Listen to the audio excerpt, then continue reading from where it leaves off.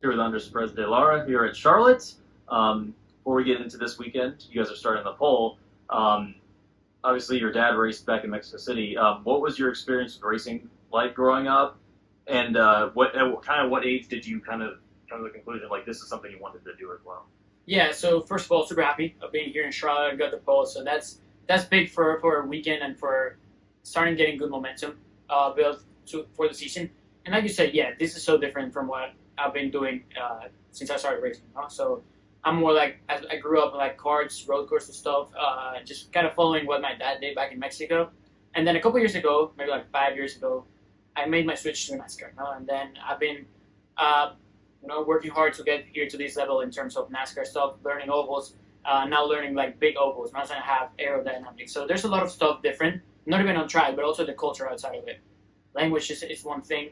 And so it's been that adaptation process. I think now it's starting to get so much better. And yeah, the results are coming. So yeah. Yeah. For those that may be unfamiliar, could you kind of explain, what the kind of like the racing ladder in Mexico is like? And obviously, I know you've done plenty. You were in the NACAM Formula 4.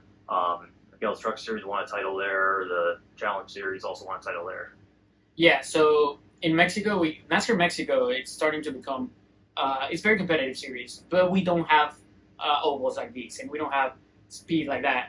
But at the end of the day, the oval thing and the racecraft that it gives you in terms of NASCAR, it's very helpful. Like I think uh, any like good driver over there can come here and start working hard. Know that because there's so much different stuff that once you figure that part out, it works. So yeah, I'm still doing the Mexico series. Right, like another thing is right after this race tomorrow, I'm flying back to Mexico for a race there. So I'm doing a kind of double header in 2 days. So that's another thing. It just the more time I can be on the car, I think it's better, and it just gives me more confidence and everything. And running full time in both. How much would you say would you split between the U.S. and Mexico in terms of racing? So I'd say in terms of racing, I spend way more time here in the U.S. Because we got more races, and I try to be more involved here. Because we got simulators, we got people working in the shop, so there's a lot of stuff going on in here. I try to be as much involved in the team as I can. And then in Mexico, I've been in that series for a while, so now I think I can go back to the races and I know the racecraft there good enough so I can go straight to the race and be competitive. Yeah. And also this year in the Mexico Series, what was new is you guys got to show the spotlight with the Cup drivers at the Clash in February in LA. Just how big of a moment was that not only for you, but just for the series itself? Oh, it was big. It was big to showcase what like NASCAR Mexico is. I think the race was great. It was definitely fun to watch, and obviously going now a day early so we can like do it like we wish. But it was still a very good show. And yeah, hopefully NASCAR can go to Mexico and do we do the other way around. That's exactly what I was going to ask next. Possibility that NASCAR Autodromo Hermanos Rodriguez, I hope I said that correctly, might be on the schedule for 2025. Just how big would it be just to have that? Yeah, it'll be huge. Not only for like Mexican community, but like NASCAR. I think there's so much potential. A lot of people in Mexico are involved in racing, and even NASCAR. Which is the fact of taking NASCAR there. I think it'll be great. A lot of people will show up. You'll start to create a lot of interest internationally in terms of like NASCAR and the race itself. Like I think that's a very cool track too to go. So hopefully it gets done. I'm not sure about that, but if it happens, I'm pretty sure it's going to be huge for NASCAR and for Mexico. Yeah. And then in NASCAR, Daniel Suarez won the Xfinity title, first Cup winner from Mexico.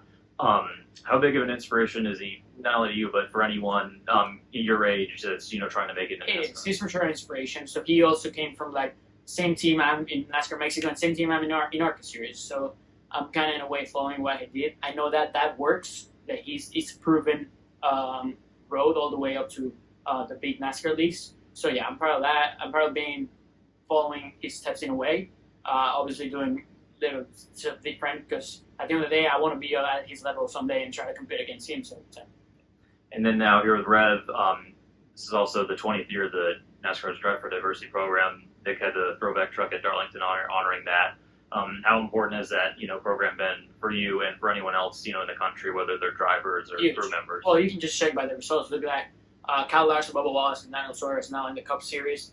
So the fact of them developing all them drivers, and that's the main purpose of the program, just developing the drivers, helping them, especially with things that like I explained, just changing the culture. So kind of introduce them to the NASCAR world in the US like they have done to me, and it's been really helpful. It changed my career, and now in the place where I am, I can definitely thank Rev Racing, Mexico, NASCAR, Team Chevy, everybody that has been behind it.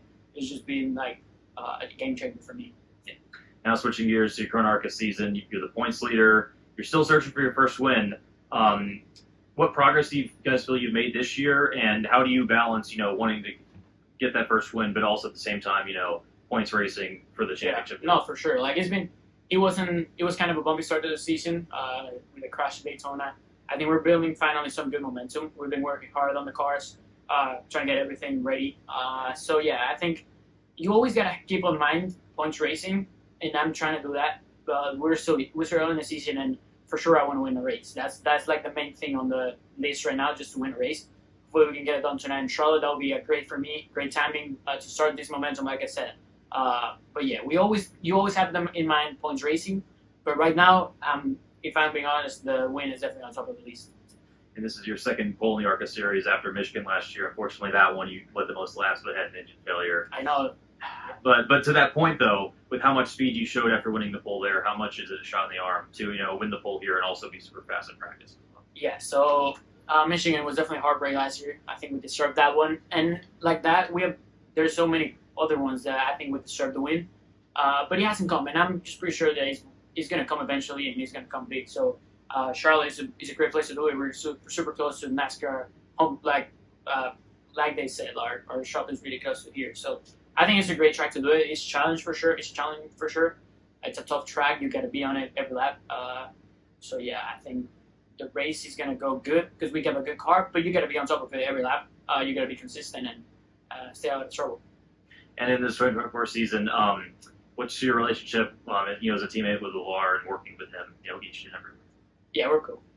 He's very good outside of the track with me, like we're friends, and I think we push each other for good, which is a good thing for Rev. And we haven't had we're not having any conflicts between us, which is important for the energy of the team. So yeah.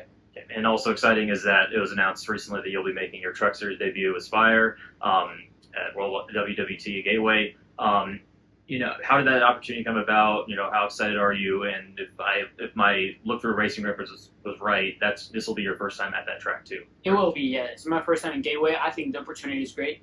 I think it just came naturally with the relationship with Rev and Chevrolet and everybody at Spire. They've been great for me. I'm really excited about that. We've been working hard for that. I think it should be a really good race.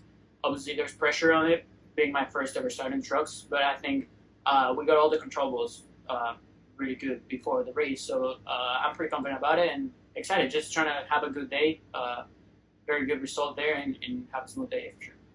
And there's plenty of veterans that have run in that 7 truck this season. Have you been kind of working with anyone else, kind of getting prepped for this? More than anything, I think the team has been so supportive. The crew chief and everybody working in that truck, they have helped me.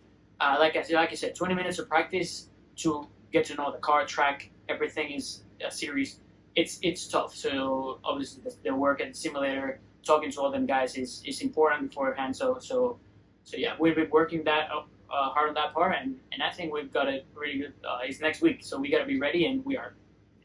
Yes, exciting indeed. And that was kind of all I had. Is there anything else you'd like to say to any fans? I'm just happy to be here in the pole, which is really important for us as a team. It's just a testament of the work we do in the shop, the qualifying, and then race is going to be a challenge. We're going to try to get that win, and then after we're done here, go to Mexico, try to get it done there, and start focusing on the truck start, which is very important for me too. So yeah, it's a next couple of weeks that we want to have good momentum, have good finishes, and yeah, I think that's it. Just thank you to Chevrolet, Red Racing, obviously Spire for next week, and yeah, everybody that's supporting me. What's up? Michael Massey here, Frontstretch.com. Don't forget to hit that subscribe button.